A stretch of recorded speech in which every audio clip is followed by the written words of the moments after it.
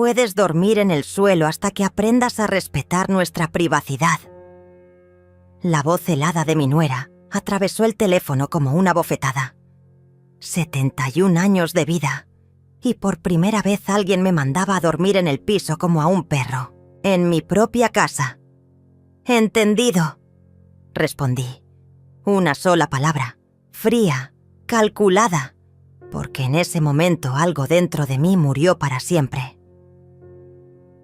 20 minutos después, yo estaba arrastrando un colchón por la sala de mi propia casa, preparando mi nueva habitación, en el piso helado, donde Alicia había decidido que debería pasar la noche, como un castigo, como una lección. Soy Lourdes.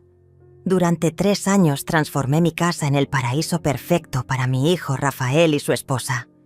3 años cocinando sus comidas favoritas, lavando su ropa, limpiando sus desórdenes, sonriendo cuando me trataban como la empleada doméstica invisible. Pero esa noche, mientras acomodaba las sábanas sobre el colchón en el suelo, algo cambió. El sonido de mis rodillas crujiendo al arrodillarme en la cerámica fría me despertó de un sueño de 3 años. Un sueño donde yo creía que el amor y la entrega me ganarían su respeto. Qué estúpida había sido.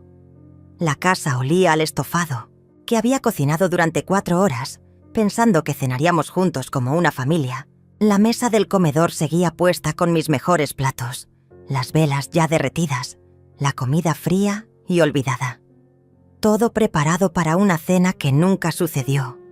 En cambio, recibí esa llamada.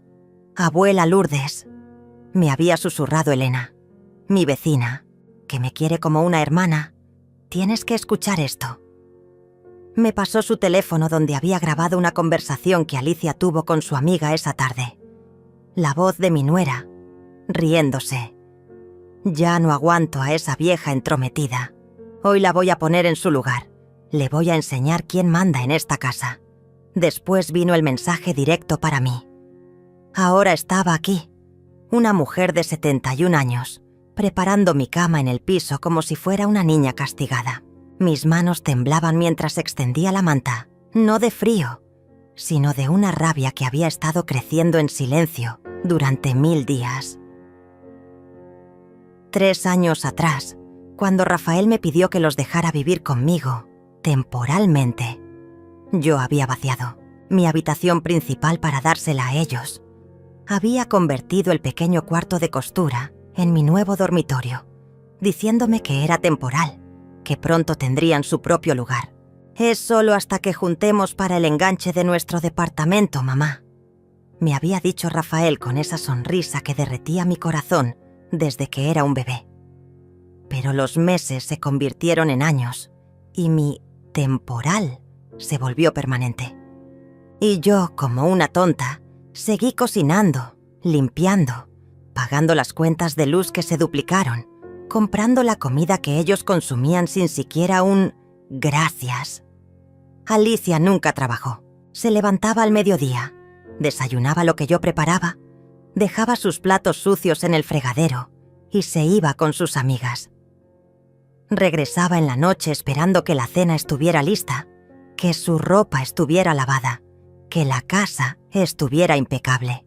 Yo, como una estúpida, lo hacía todo con una sonrisa. «Mamá, es que Alicia está buscando trabajo», me decía Rafael cada vez que yo insinuaba que quizás ella podría ayudar un poco en la casa. «Mamá, es que Alicia viene de una familia diferente. No está acostumbrada a estas cosas. Mamá, es que Alicia está estresada. Siempre era culpa mía no entender, no ser lo suficientemente paciente, no ser lo suficientemente moderna».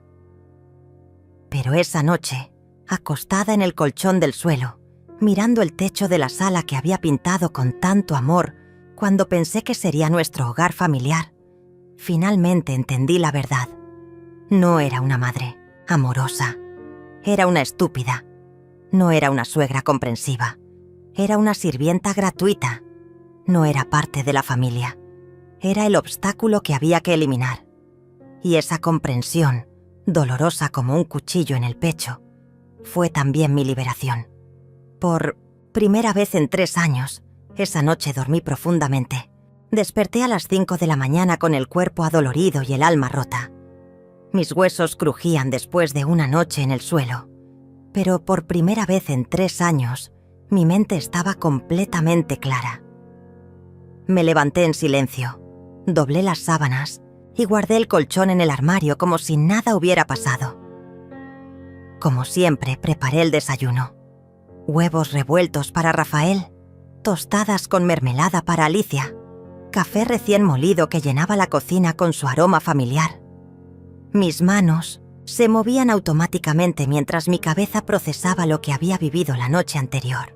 «Buenos días, mamá», murmuró Rafael bajando las escaleras con el cabello despeinado. Se sentó en su lugar de siempre, tomó el tenedor y comenzó a comer sin siquiera mirarme. Como si fuera normal que su madre de 71 años hubiera dormido en el piso por orden de su esposa. Alicia apareció 20 minutos después, con una bata de seda rosa que yo había lavado y planchado la semana anterior. Se sirvió café, tomó una tostada y revisó su teléfono mientras desayunaba. No me dirigió ni una mirada. «Rafael, amor, hoy vienen mis amigas a almorzar», anunció sin levantar la vista de la pantalla. «Necesito que tu mamá prepare algo especial, ya sabes, para impresionar». Mi hijo asintió sin pensarlo. «Claro, mi amor. Mamá, ¿podrías hacer ese pollo al horno que tanto les gustó la última vez?» Me quedé parada junto al fregadero, con las manos mojadas por lavar los platos, que ellos habían ensuciado, y por primera vez en 3 años, no respondí inmediatamente. El silencio se alargó hasta volverse incómodo. «¿Mamá?», insistió Rafael. «Por supuesto», murmuré finalmente, porque eso era lo que siempre hacía, decir que sí, sonreír, complacer. Pero algo había cambiado. Mientras cortaba las verduras para el almuerzo especial de las amigas de Alicia, mientras sazonaba el pollo con las hierbas que cultivaba en mi pequeño jardín trasero, mientras ponía la mesa con mi vajilla buena, una voz nueva susurraba en mi cabeza. ¿Por qué? ¿Por qué yo tenía que cocinar para impresionar a las amigas de una mujer que me había humillado la noche anterior? ¿Por qué yo tenía que usar mi dinero para comprar ingredientes caros para personas que ni siquiera me saludaban cuando llegaban a mi casa? Las amigas de Alicia llegaron al mediodía. 3 mujeres de 30 años, vestidas con ropa cara, cargando bolsos de marca que costaban más que mi pensión mensual. Entraron a mi casa como si fuera un restaurante, riéndose alto, dejando sus abrigos en cualquier lado para que yo los colgara. «¡Qué delicia huele!», exclamó una de ellas. «Alicia, eres tan afortunada de tener una suegra que cocine así». «Sí, es muy útil», respondió Alicia con una sonrisa que no llegaba a sus ojos. «Aunque a veces se mete demasiado en nuestros asuntos». Se rieron todas, como si yo no estuviera ahí, sirviendo el almuerzo que había preparado durante 3 horas. «¿Y cuándo se van a mudar a su propio lugar?», preguntó otra de las amigas. «Ay, no sé», suspiró Alicia dramáticamente. «Es que aquí estamos tan cómodos. No pagamos renta, no compramos comida, no limpiamos. Es como vivir en un hotel 5 estrellas, con servicio incluido. Más risas, más humillación». Yo seguía sirviendo, sonriendo, siendo invisible. «Además», continuó Alicia bajando la voz, pero no lo suficiente, «Rafael es muy apegado a su mamá.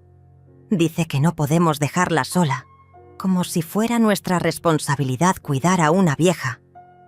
Una vieja. Eso era lo que pensaba de mí. Una carga. Un estorbo. Una vieja que había que tolerar. Terminé de servir el postre que había preparado esa madrugada. Ese tiramisú que me había llevado 2 horas hacer, y me retiré a la cocina.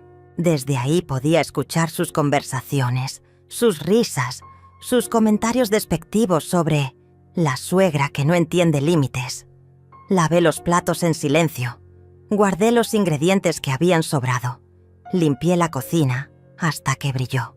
Todo automático, todo mecánico.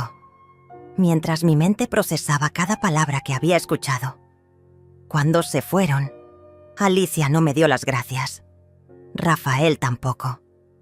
Simplemente desaparecieron en su habitación, mi antigua habitación, y me dejaron sola limpiando los restos de un almuerzo donde había sido el tema de burla. Esa noche, mientras preparaba la cena, Alicia volvió a bajar a la cocina. Se recargó en la barra y me miró con esa sonrisa falsa que había perfeccionado. «Lourdes», me dijo con voz melosa. «Espero que hayas entendido el mensaje de ayer. No es personal, pero Rafael y yo necesitamos nuestro espacio. Como pareja joven, ¿entiendes?» Asentí sin dejar de revolver la sopa que se cocía en la estufa. «Bien», continuó. «Y otra cosa, mis amigas van a venir más seguido. Necesito que la casa esté siempre impecable, ¿sí? No queremos que piensen que vivimos modestamente. Modestamente. En mi propia casa. Con mi dinero. Con mi trabajo». «Entendido», volví a decir. Esa palabra que se había vuelto mi refugio. Mi armadura. Pero por dentro, algo rugía. El punto de ruptura llegó 3 semanas después, en una mañana que comenzó como cualquier otra.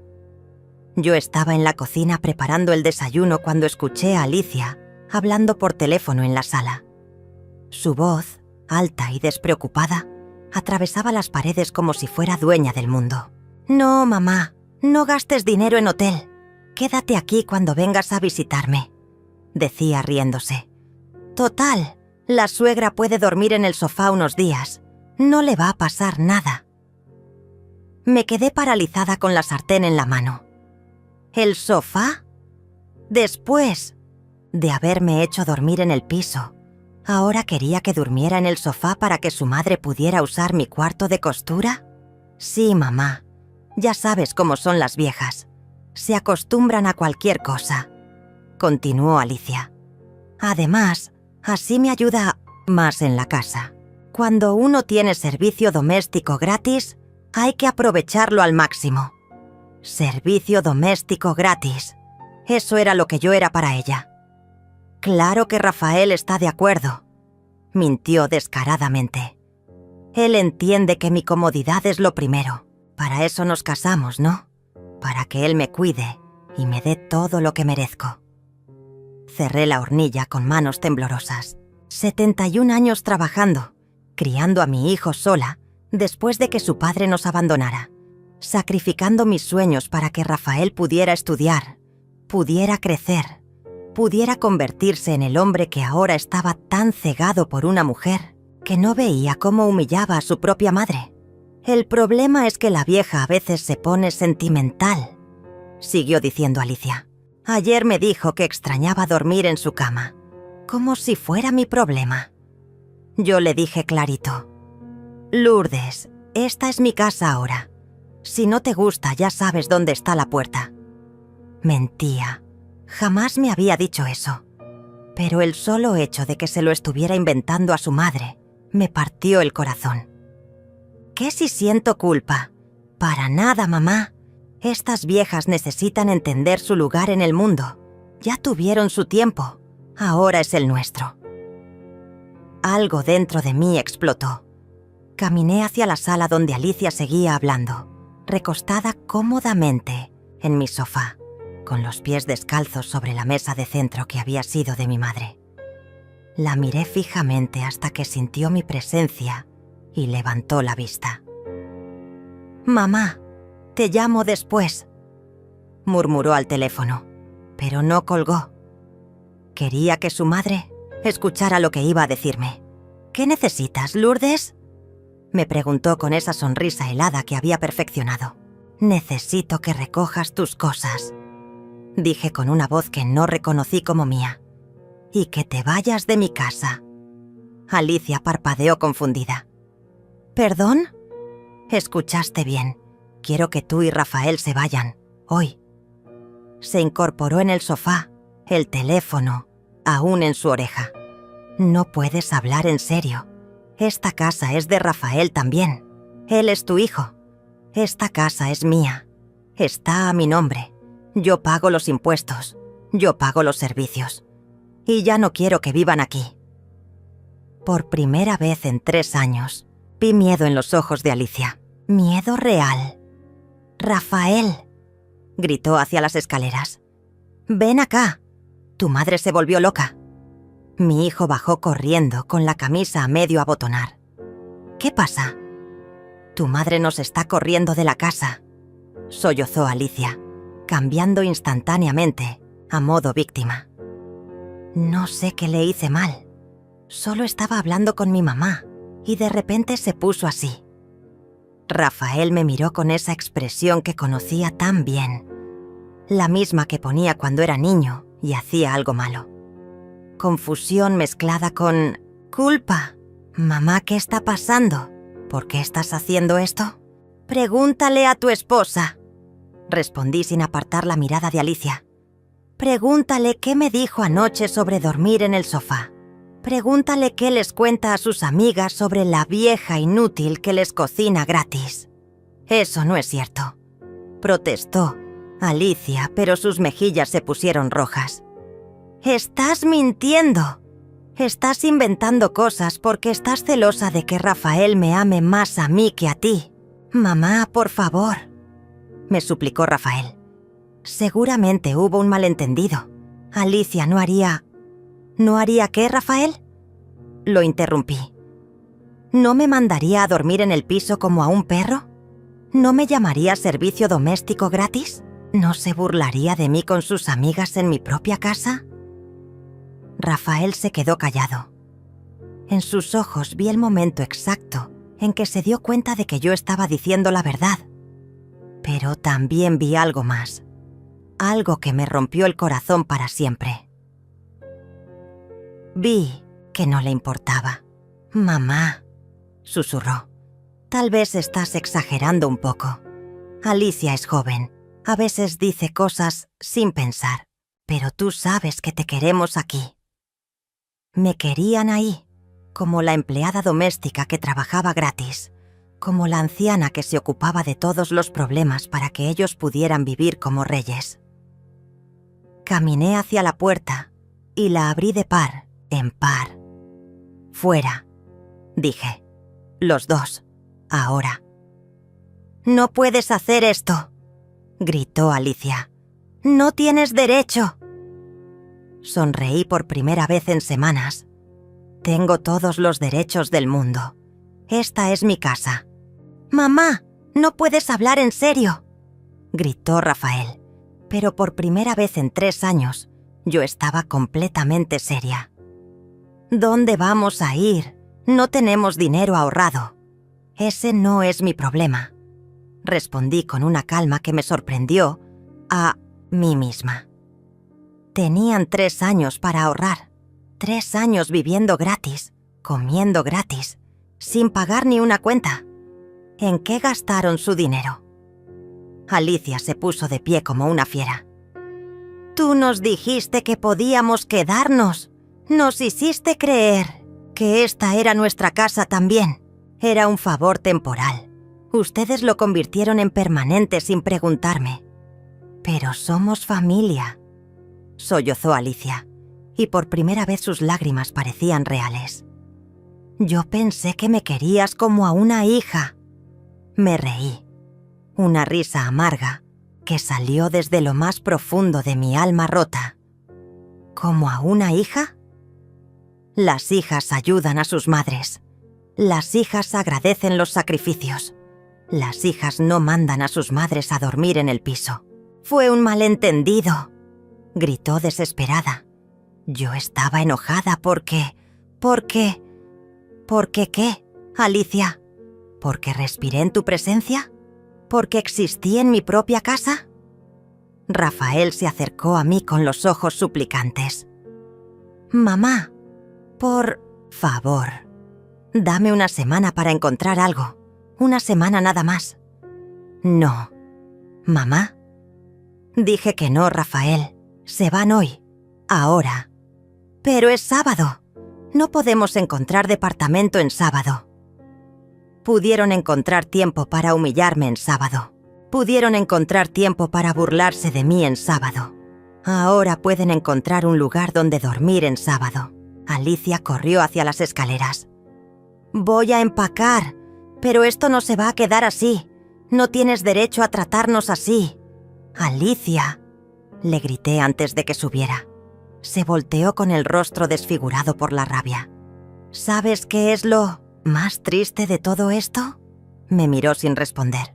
Que yo realmente quería quererte. Que durante 3 años me levanté cada día esperando que me dieras una oportunidad de ser la suegra que necesitabas. Que guardé dinero para comprarles regalos de aniversario.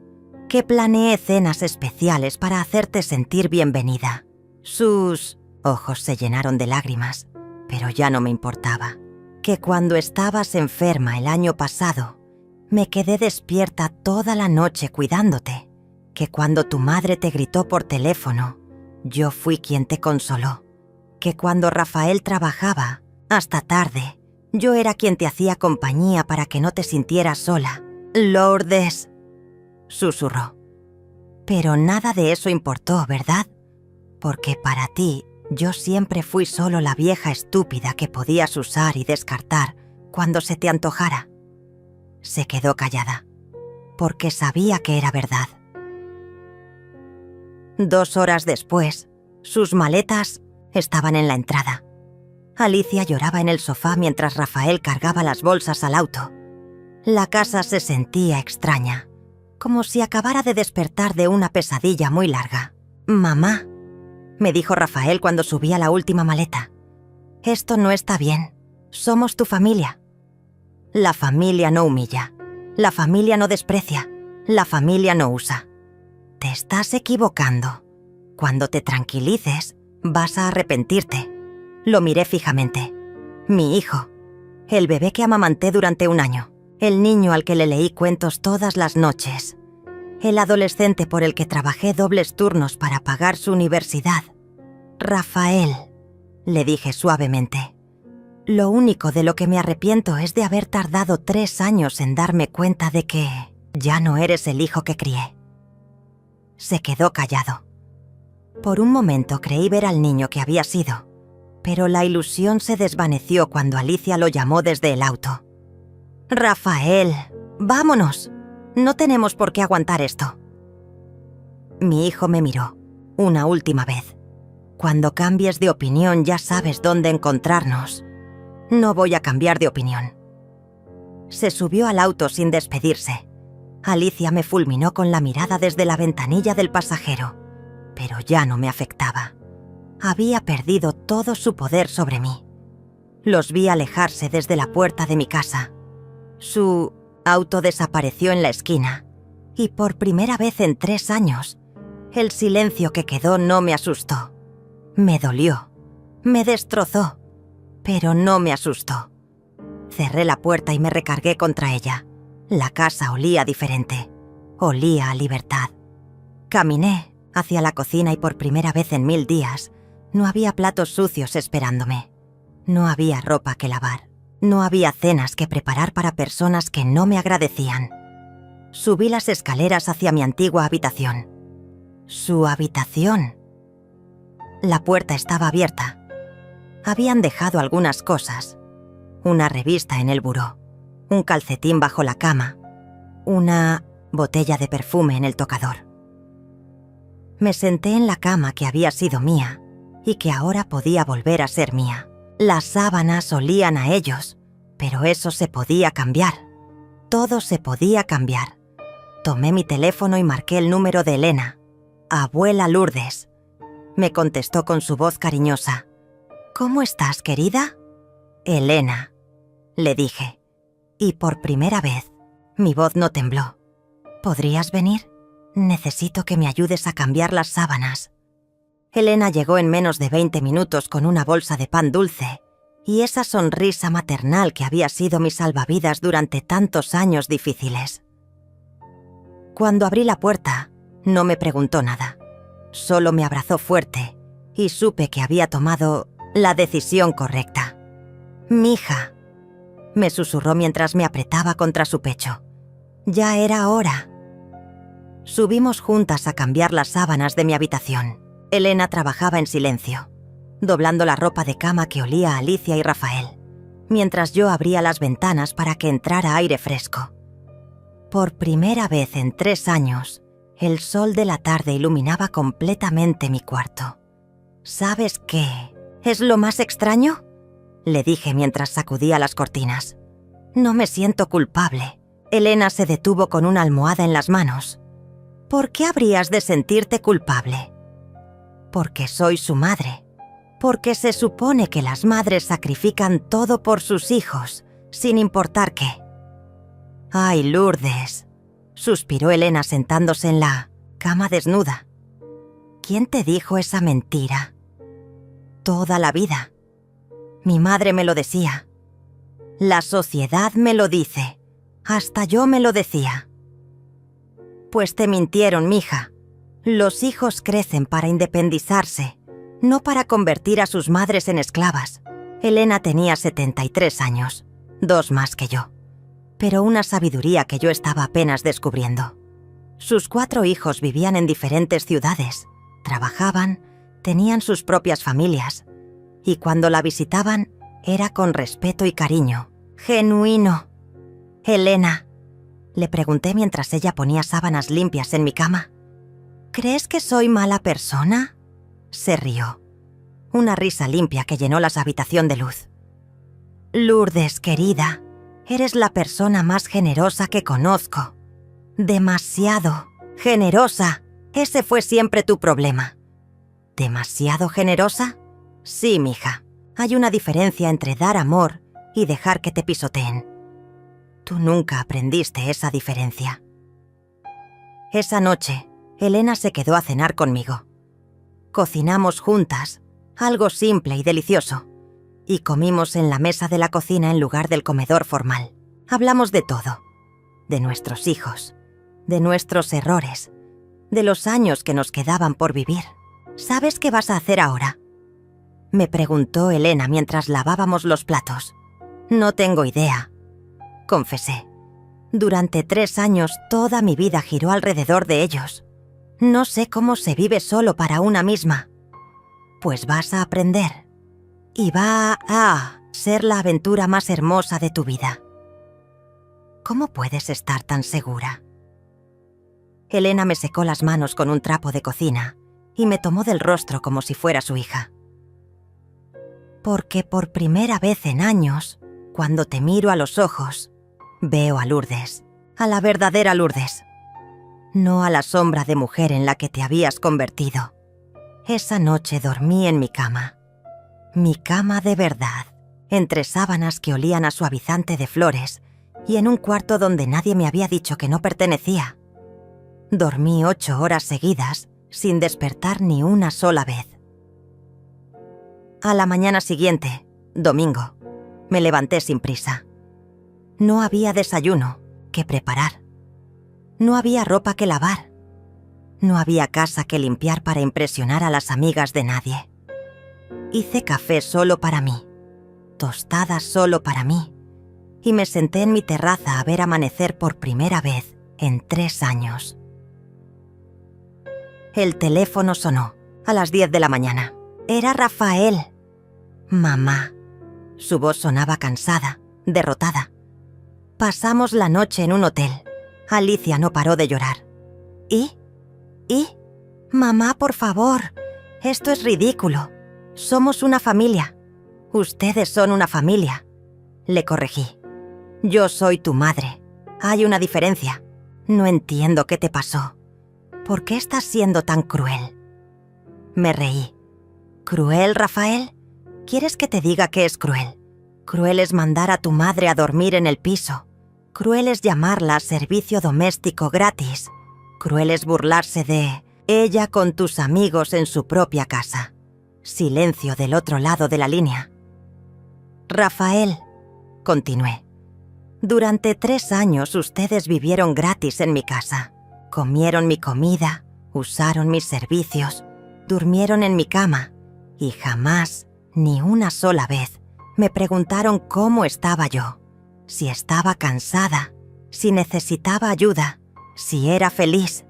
Mamá, nosotros pensamos que tú... Ustedes no pensaron. Ese fue el problema. ¿Qué quieres que hagamos? ¿Que te pidamos perdón de rodillas? No quiero que hagan nada, Rafael. Ya hicieron suficiente. Pero no puedes cortar la relación así. Soy tu hijo. Ser mi hijo no te daba derecho a faltarme el respeto. Y ser tu madre no me obligabas a aguantarlo. Colgué el teléfono y lo puse en silencio. El resto del domingo fue mágico. Leí un libro que había comprado meses atrás, pero nunca había tenido tiempo de abrir. Regué mis plantas sin prisa. Llamé a mi hermana Beatriz, que vivía en otra ciudad, y hablamos durante 2 horas sin que nadie me interrumpiera para pedirme que preparara algo. «Lourdes», me dijo Beatriz antes de colgar, «suenas diferente. Suenas libre». «Me siento libre», le confesé. Y por primera vez en años, me siento orgullosa de mí misma. Esa noche, cuando me acosté en mi cama, en mi cuarto, en mi casa silenciosa y en paz, supe que había hecho lo correcto. Por fin había vuelto a casa, a mi propia vida. El lunes por la mañana llegaron los primeros ataques. No físicos, sino algo mucho peor. El chantaje emocional disfrazado de preocupación familiar. Mi teléfono sonó a las 7 de la mañana. Era la madre de Alicia, una mujer que jamás me había dirigido la palabra en 3 años, pero que ahora se presentaba como la voz de la razón. «Lourdes, soy Beatriz, la mamá de Alicia», dijo con voz melosa. «Estoy muy preocupada por esta situación». «¿Qué situación?», pregunté, aunque sabía perfectamente de qué hablaba. «Mija, los niños me contaron lo que pasó. Mira, yo sé que a veces las nueras podemos ser complicadas, pero correr a tu propio hijo de la casa es algo muy serio». No corrí a mi hijo. Les pedí que se fueran de mi casa después de 3 años de abuso. ¿Abuso? Ay, Lourdes, no exageres. Son niños, están aprendiendo. Alicia me cuenta que siempre te ha tratado con mucho respeto. Me reí sin ganas. ¿Respeto? ¿Mandarme a dormir en el piso es respeto? Estoy segura de que fue un malentendido. Alicia está destrozada, Lourdes. No ha parado de llorar desde ayer. ¡Qué lástima! Se hizo un silencio incómodo. Beatriz había esperado que yo cediera inmediatamente ante las lágrimas de su hija. «Lourdes», continuó con voz más firme, «no puedes ser tan cruel. Piensa en tu nieto». «¿Qué nieto?» «El que van a tener. Alicia está embarazada». Se me heló la sangre. ¿Qué? Apenas se enteró ayer en la noche. Por eso están tan desesperados. No pueden andar de hotel en hotel con un bebé en camino. Colgué el teléfono con manos temblorosas. ¿Embarazada? ¿Alicia estaba embarazada y me lo decían ahora, justo cuando los había echado de casa? El teléfono volvió a sonar. Esta vez era Rafael. «Mamá, necesito hablar contigo. Tu suegra ya me llamó.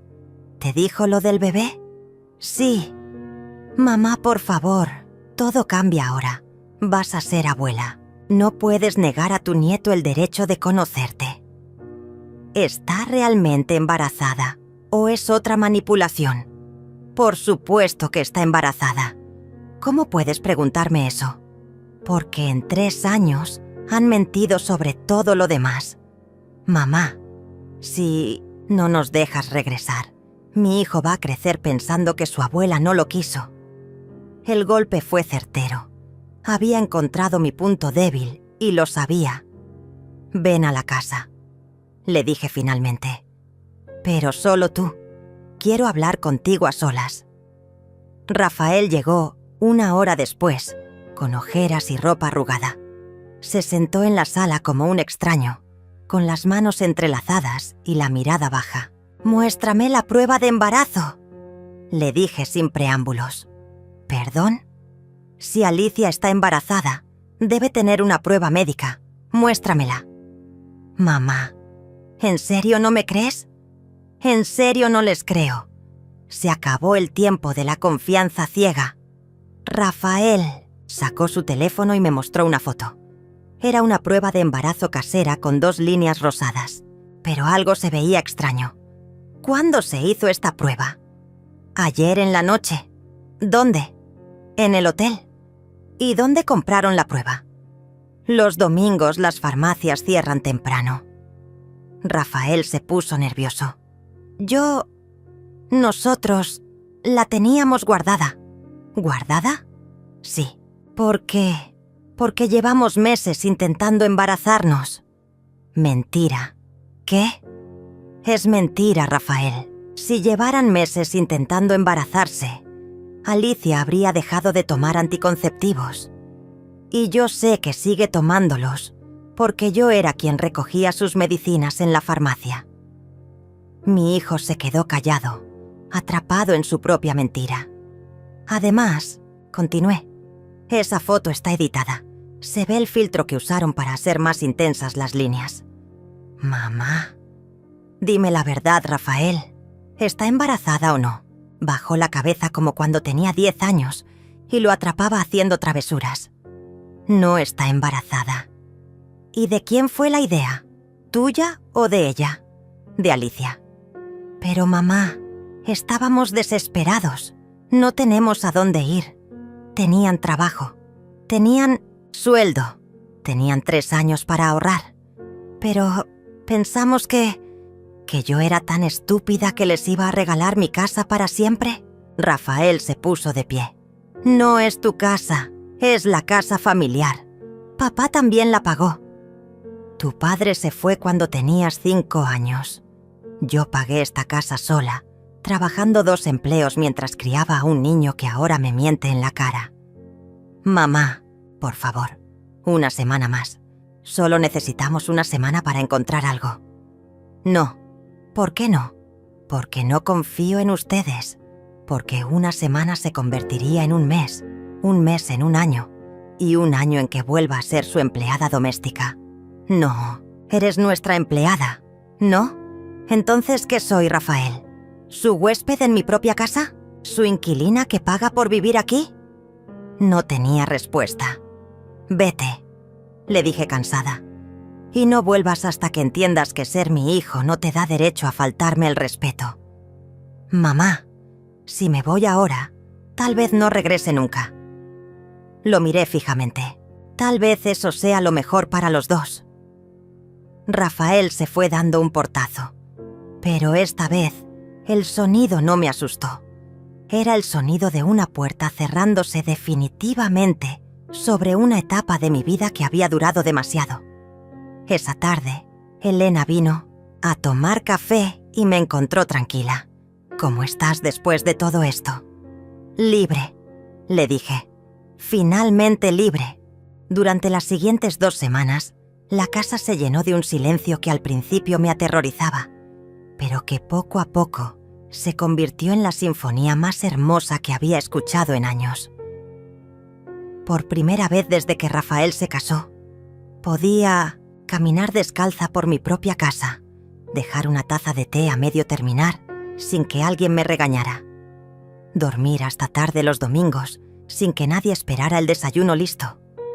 Pero Rafael y Alicia no se habían dado por vencidos. Sus ataques llegaban de formas que jamás imaginé. Un martes por la mañana, mientras regaba mis plantas en el jardín, llegó una patrulla de policía. 2 oficiales uniformados tocaron mi puerta con expresión seria. ¿Señora Lourdes Méndez?, preguntó el más joven. Sí, soy yo.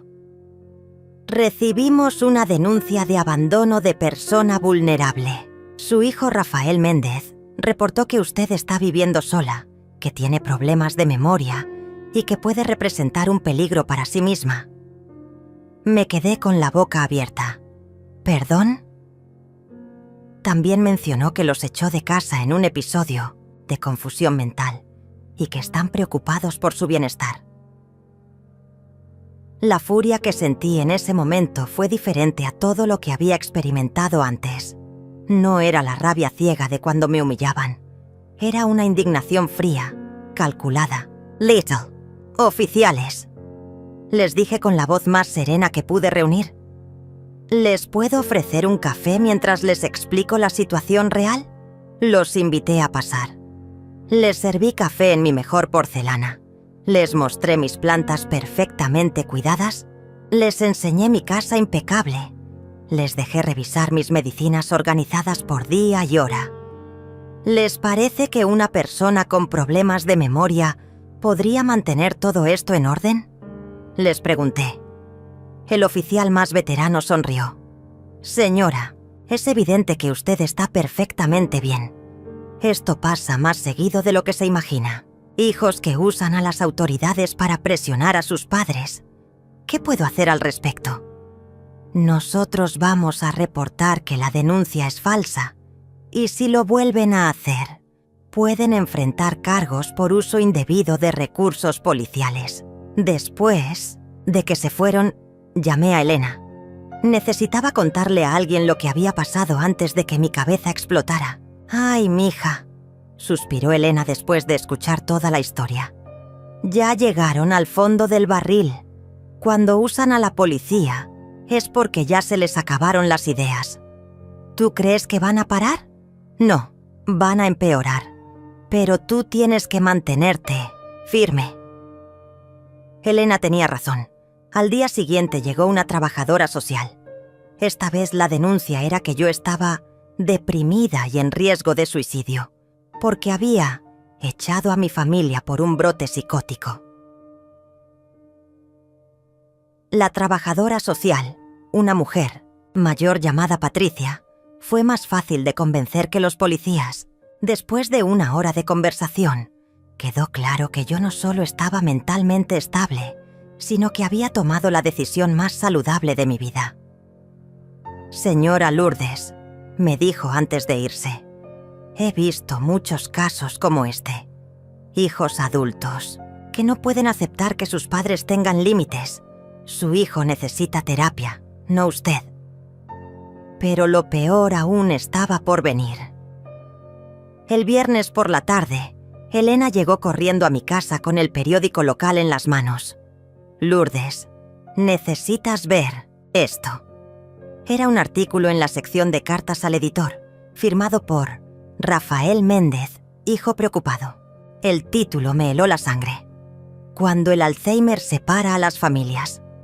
En el artículo, Rafael describía a una madre que había comenzado a mostrar signos de demencia, que se había vuelto agresiva y paranoica, y que había echado a su hijo y nuera de casa en un episodio de confusión mental. Pedía comprensión de la comunidad para las familias que luchan contra esta terrible enfermedad. «Me está diagnosticando con Alzheimer públicamente», grité después de leer la carta completa. «Está diciéndole a todo el pueblo que estoy loca». Elena me abrazó mientras yo temblaba de indignación. «Mija, esto es difamación. Puedes demandarlo». Esa misma tarde llamé a Víctor Herrera, un abogado que había conocido años atrás cuando trabajé como secretaria en un bufete. Víctor ahora tenía su propio despacho y una reputación impecable. «Lourdes», me dijo después de escuchar toda la historia, «tienes un caso sólido por difamación, pero también tienes algo más». «¿Qué cosa?» «Acoso. Las llamadas falsas a la policía, la trabajadora social, ahora esta carta al periódico. Es un patrón claro de hostigamiento. ¿Qué puedo hacer? Podemos solicitar una orden de restricción y podemos demandar tanto por difamación como por daño moral. ¿Cuánto cuesta?» Víctor sonrió. «Para ti, nada. Considéralo un favor por los viejos tiempos. Además, cuando ganemos, ellos van a pagar todos los gastos legales. Esa noche, por primera vez en semanas, dormí tranquila. Ya no estaba sola en esta batalla. Tenía aliados, tenía derechos y tenía las herramientas para defenderme». Rafael había cometido un error fatal. Al llevar nuestra disputa familiar al terreno legal, había abierto una puerta que ya no podría cerrar. El sábado por la mañana, mientras desayunaba en mi terraza y leía las noticias en mi teléfono, sonreí por primera vez en días. En la sección de noticias locales había un pequeño artículo sobre una demanda por difamación que se había presentado el día anterior. No mencionaba nombres, pero yo sabía que se refería a mi caso. La guerra había comenzado oficialmente, pero esta vez yo tenía las mejores armas. La citación judicial llegó a casa de Rafael y Alicia un martes por la mañana. Víctor me había dicho que recibirían 3 documentos: la demanda por difamación, la solicitud de orden de restricción y una notificación de que tenían 72 horas para retractarse públicamente de las declaraciones falsas sobre mi salud mental. No tuve que esperar mucho para ver los resultados. A las 2 de la tarde, mi teléfono sonó. Era Rafael, pero su voz sonaba completamente diferente. Ya no era el tono arrogante de las últimas semanas, era pánico puro. «Mamá, ¿qué es esto? ¿Nos estás demandando?» «Sí», respondí con una calma que me sorprendió a mí misma. «Pero somos familia. No puedes llevarnos a los tribunales. Ustedes me llevaron primero cuando llamaron a la policía con denuncias falsas. Eso fue diferente. Estábamos preocupados». ¿Preocupados? ¿O vengándose porque no pueden usar mi casa gratis para siempre? Silencio del otro lado de la línea. «Rafael», continué, «tuviste la oportunidad de resolver esto como adultos civilizados. En lugar de eso, decidiste difamarme públicamente y usar a las autoridades para acosarme. Mamá, por favor, retira la demanda y hablamos». «No. El abogado dice que podemos ir a la cárcel». Deberían haber pensado en eso antes de mentir sobre mí en el periódico. Fue solo una carta. ¿No pensaste que las mentiras tienen consecuencias? ¿No pensaste que acusar falsamente a alguien de demencia es un delito? Rafael se puso a llorar al teléfono. Por primera vez en meses, escuché al niño que había sido, asustado y arrepentido.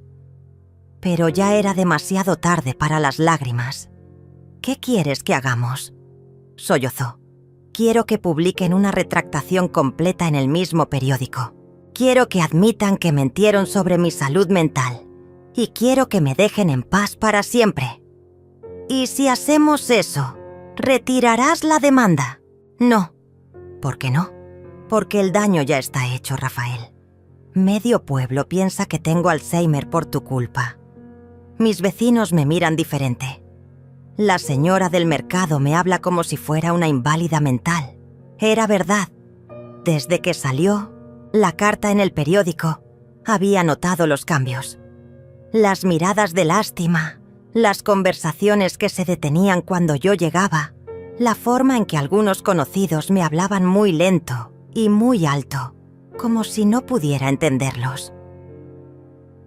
«Mamá, te juro que no quise que pasara esto». «¿No? Entonces, ¿qué querías que pasara cuando escribiste esa carta?» Silencio otra vez. «Querías que la gente me viera como una pobre anciana loca que había perdido la razón». Continué. «Querías generar lástima para que alguien me convenciera de dejarlos regresar. Yo solo necesitaba ayuda. Pues conseguiste todo lo contrario». Colgué el teléfono y llamé inmediatamente a Víctor. «¿Cómo te sientes?», me preguntó mi abogado. «Poderosa», respondí. «Por primera vez en años me siento poderosa. Bien, porque mañana es la audiencia preliminar y necesitas estar fuerte». La audiencia fue un espectáculo que jamás olvidaré. Rafael y Alicia llegaron con un abogado de oficio que claramente no había preparado bien el caso.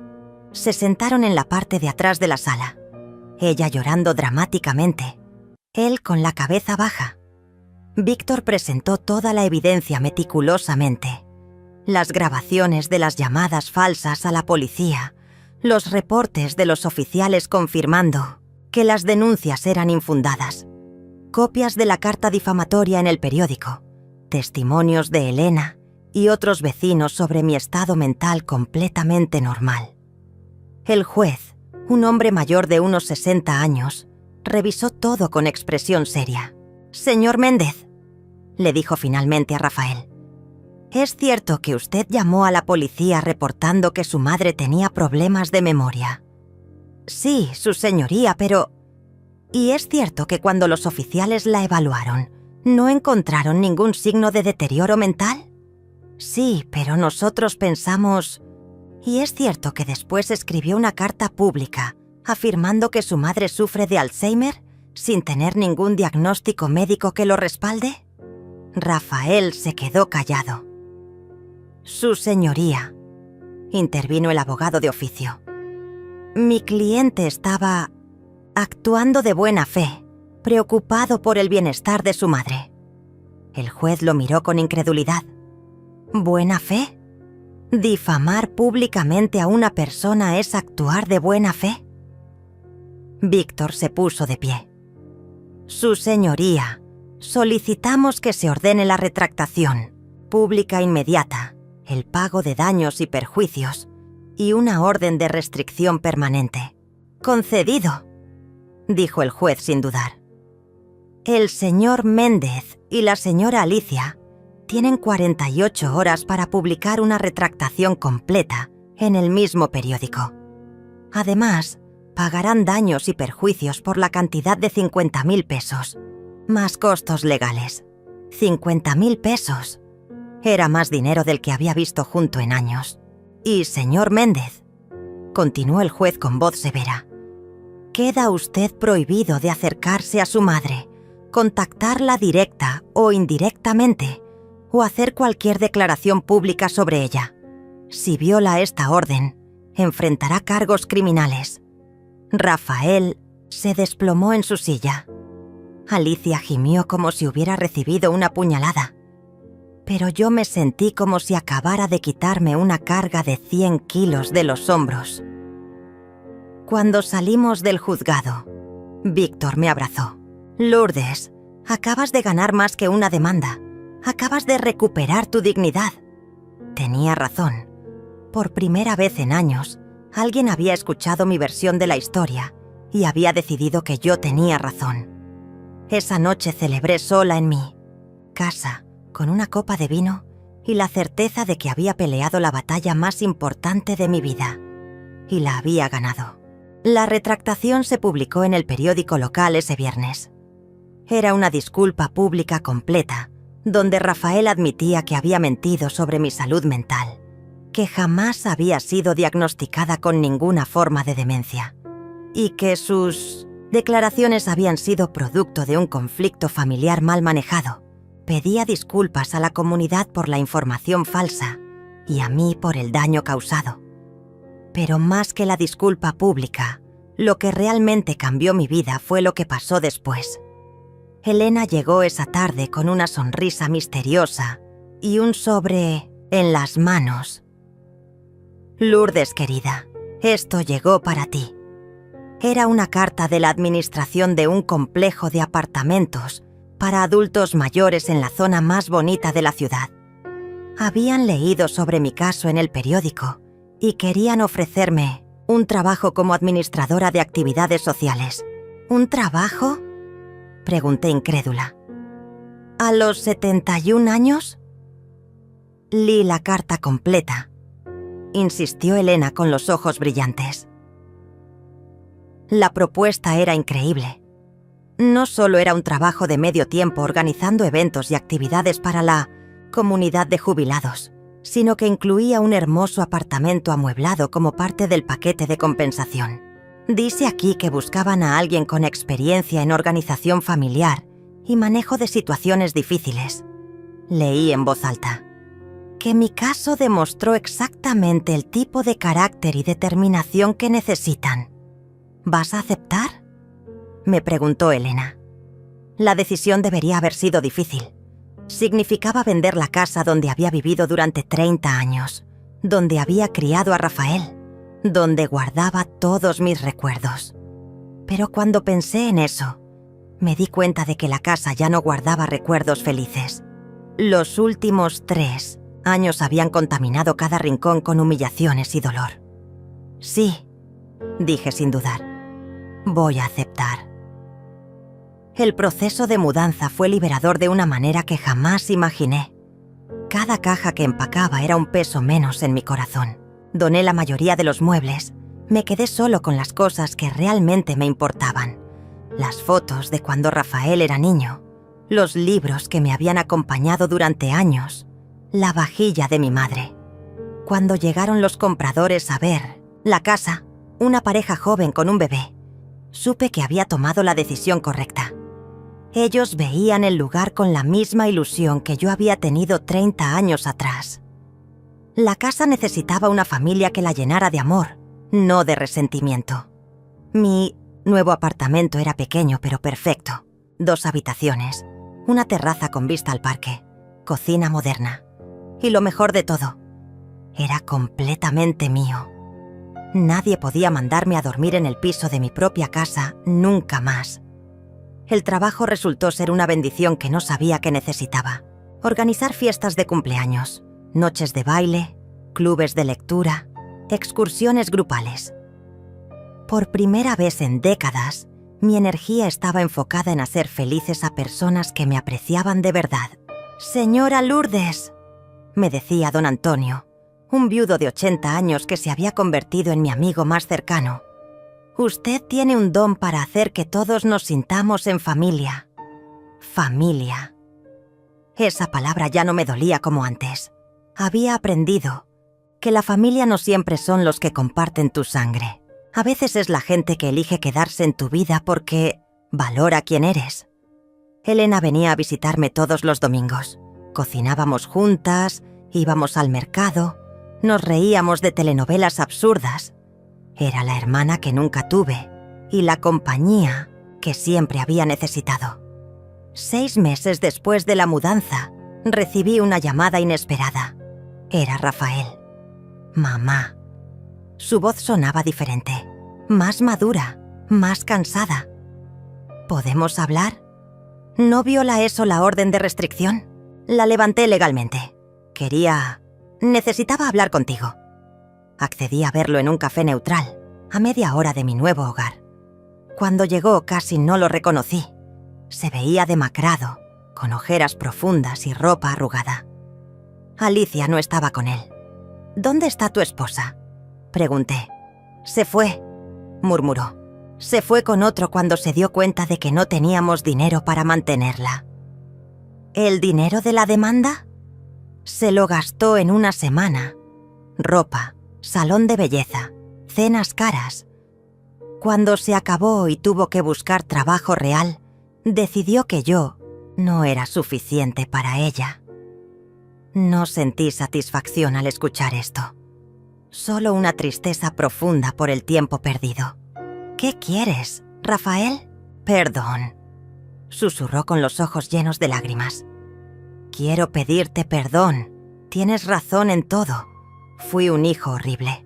Te traté como si fueras mi empleada en lugar de mi madre. ¿Y? Y quiero una oportunidad de reparar el daño. No para que me mantengas o me ayudes económicamente. Solo para recuperar a mi mamá». Lo miré durante un largo momento. Era mi hijo, mi único hijo, pero también era el hombre que me había humillado durante años. «Rafael», le dije finalmente, «el perdón no borra las consecuencias. Puedo perdonarte por ser un mal hijo, pero eso no significa que volveré a ser la madre que era antes». «Lo entiendo». «No, no lo entiendes. La madre que era antes permitía que la pisotearan. La mujer que soy ahora no». Nos quedamos en silencio. «Si quieres intentar reconstruir una relación conmigo», continué, «va a ser en mis términos. Nos vemos cuando yo quiera, donde yo quiera, y la primera vez que sientas que puedes faltarme el respeto, Se acabó para siempre. Acepto, dijo inmediatamente. Empezamos desde cero. Tú no eres mi bebé que necesita que lo cuide. Yo no soy tu sirvienta que existe para complacerte. Somos dos adultos que intentan conocerse otra vez. ¿Hay esperanza?, preguntó con voz quebrada. Sonreí por primera vez en nuestra conversación. Siempre hay esperanza, Rafael, pero ahora depende de ti merecerla. 6 meses después, Rafael y yo hemos construido una relación nueva. No es la relación madre-hijo clásica que teníamos antes. Es algo mejor. Una amistad entre adultos que se respetan mutuamente. Él trabaja en 2 empleos para pagarse un departamento pequeño. Viene a visitarme una vez a la semana. Y por primera vez en su vida, me pregunta cómo estoy yo, antes de contarme sus problemas. Hoy, sentada en mi terraza viendo el atardecer, sé que tomé las decisiones correctas. Recuperé mi dignidad, mi independencia y mi derecho a ser feliz. A los 71 años, finalmente aprendí la lección más importante de mi vida. El amor verdadero nunca requiere que te anules como persona, y esa lección me liberó para siempre.